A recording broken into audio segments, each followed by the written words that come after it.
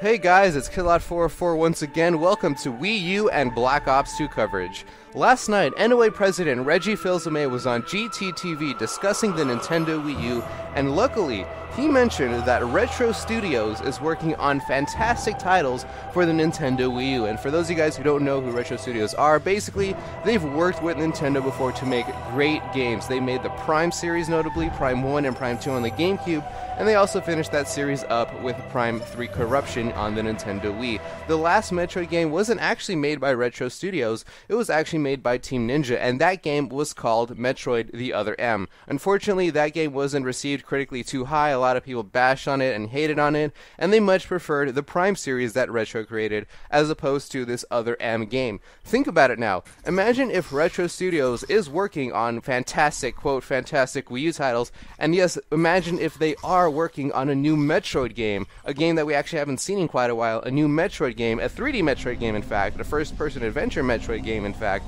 maybe even going so far as to calling it Metroid Prime 4. That would be so totally awesome. A lot of fond memories with this Metroid Prime series. Please, Retro, if you are working on a Nintendo Wii title, please do what you're good at doing. Please make another fantastic 3D Metroid game. That would be so totally awesome. Going into the future with the Nintendo Wii U and the Nintendo Wii U gamepad, think of all the different possibilities that you could use to play that game.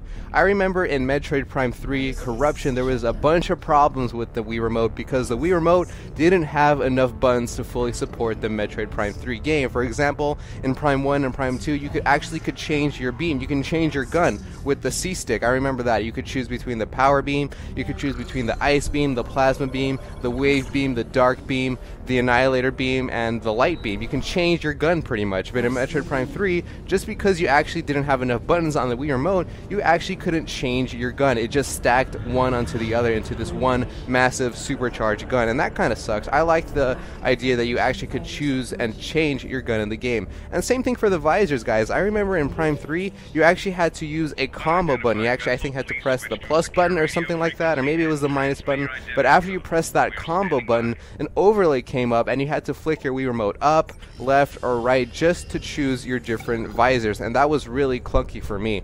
Think about the Wii U gamepad. This just changes and fixes everything. With the Wii U gamepad, you can change your beam on the fly with the touch of a button on the Wii U gamepad. I want this beam, I want the super missiles, I want my power bombs, and I also want to, change it to my morph ball or something like that. Think about in your environment, okay? With using the scan visor, you can actually physically hold up your Wii U gamepad and touch the tablet to kind of scan in and zone in on the different environmental kind of things in the game. You can actually scan just using your Wii U gamepad. Same thing with morph ball gameplay, okay?